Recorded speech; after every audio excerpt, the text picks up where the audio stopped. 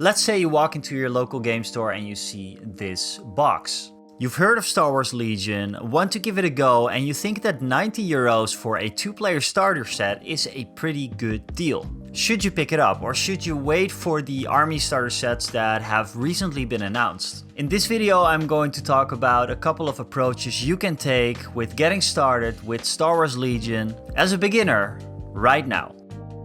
I think this is a topic that has been overlooked in the past year, because while most of the updates may make sense to established players, I think beginners are kinda left in the dark a little bit. We're talking about new sculpts, unit upgrades, new upgrade cards, now even entire units taken out of the game. And all the while, at this point, we simply don't have a product that facilitates to someone that is totally new to the game.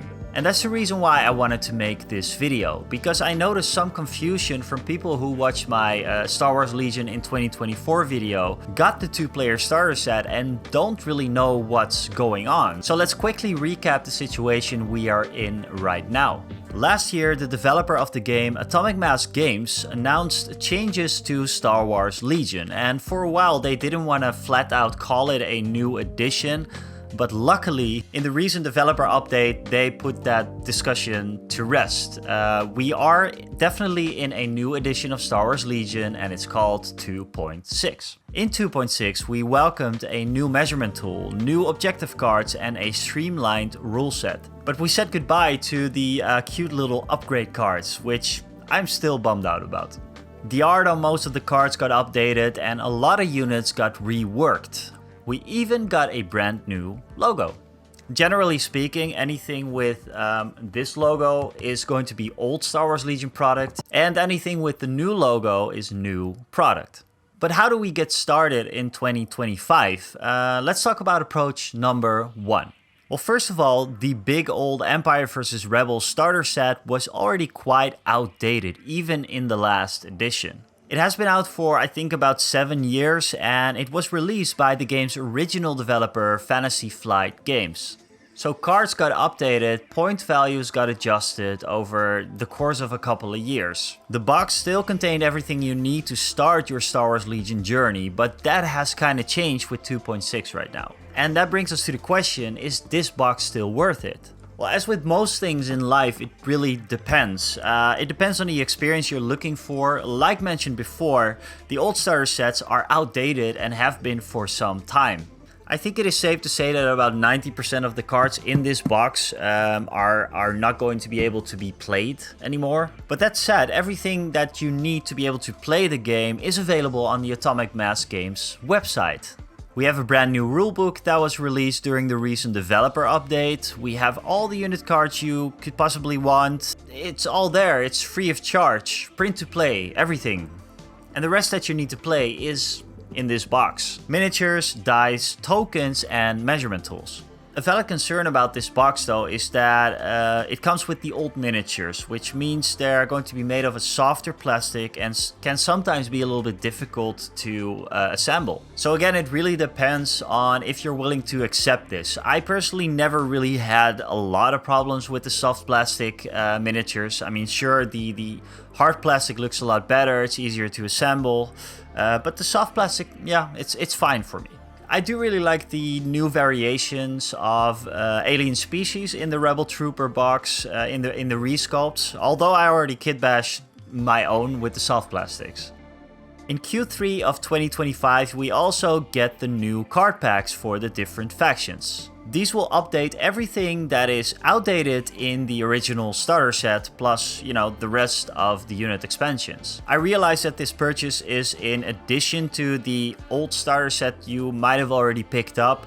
So I'd say, especially if you don't want to go for the print to play route, just wait for the new starter sets that we'll discuss at the end of the video.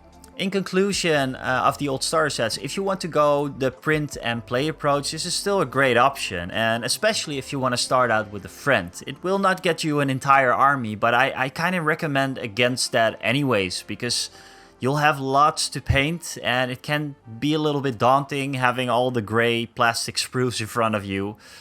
Start small. And that brings me to my second approach, and that is just get yourself unit expansion first.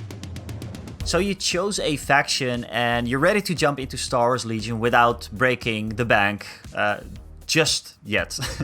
Depending on the time you're watching this video, a few of those new Star Wars Legion unit expansions might already be out. Here's the roadmap for the releases. Pause the video if you want to. Pick whatever you like, experiment with the paint scheme, and enjoy a product that is up to date and ready to play for the new edition, including new cards.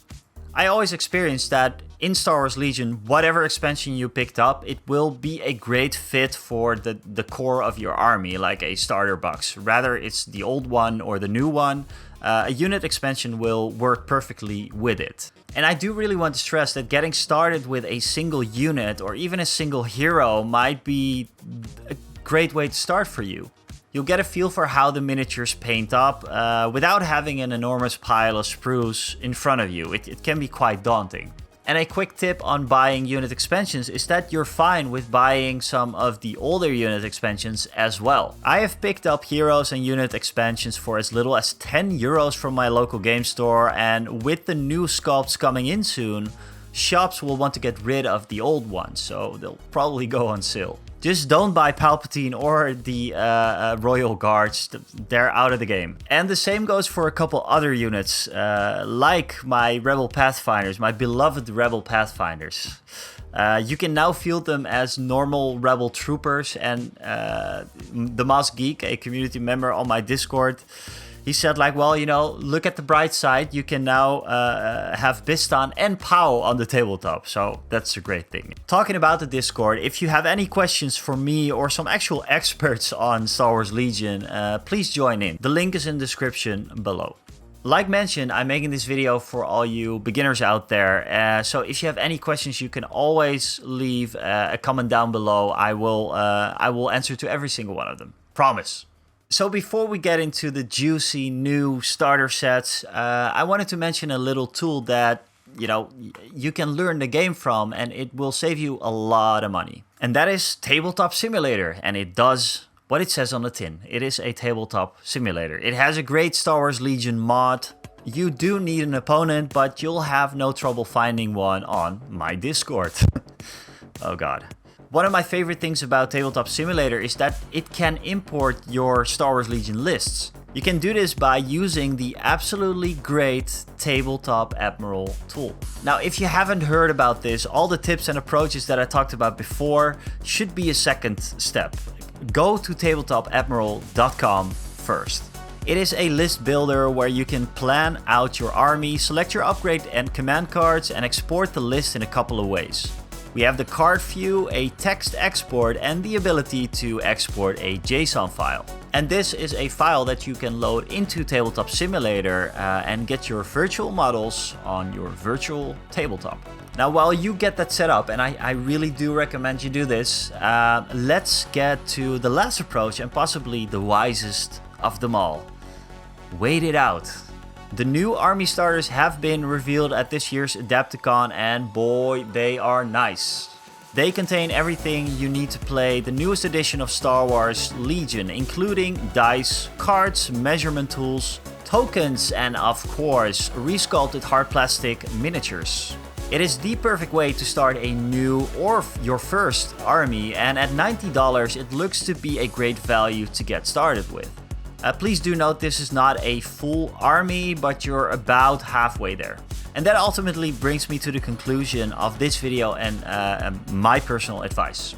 If you decided on a faction, first download the rulebook on the Atomic Mass Games website. Read it, and I mean read it. Don't skip over the parts that you think that might not apply to you. Just read it back to back and understand how the gears are turning. If you did read it, it means that you got yourself familiar with list building as well. Great! Go to tabletop.admiral.com and build a list. If you have a list that you like, export the JSON, join the Discord, and play a game. In the meantime, you might have ordered your first physical Star Wars Legion product in the form of a unit, expansion, or a hero. Decide on a paint scheme and paint it up to the best of your abilities while you wait for the starter sets to come out in Q3 or Q4 of this year. By the end of the year, you're at or very close to a full 1000 point army. You'll be up to speed with the rest of the community and you're ready for what's next. Mounted heroes, for example. And for a while now, I've been thinking about picking up a Republic army, so I might actually use this approach for myself. I've been out of the game, I've been out of Star Wars Legion for a couple of months now, and I'm not very familiar with the new rules. So I might pick up a unit expansion, maybe like the customizable Jedi stuff, which seems awesome. And then slowly build up towards that release for the new starter sets. I think that really is the best approach, whether you're a beginner or a returning player. And as a little bonus approach, I just want to mention that there's no such thing as a Star Wars Legion police that is going to tell you that you cannot play the old rules. If you just want to have fun with a system that I had a lot of fun with, even though it was maybe unbalanced or highly flawed, just pick up the core box, the old one, assemble your minis and play against your buddy. I always had a lot of fun with the last edition of Star Wars Legion, and I personally didn't really need a new one. You know, I'm not a competitive player. I never played for the meta or played to win. I wanted to have cinematic experiences on the tabletop, like I'm having in Bold Action, for example. Another rule set that I'm going to cover a lot on this channel. Well, if anything, I hope that this video clears up some of the confusion that I've seen online about getting started with Star Wars Legion in 2025.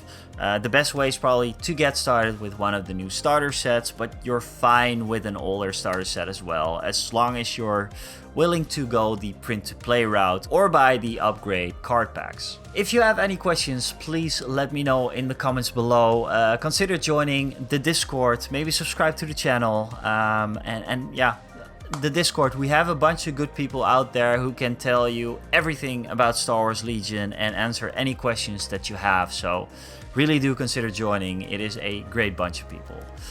For now, I'd like to thank you for watching, and I will see you guys later.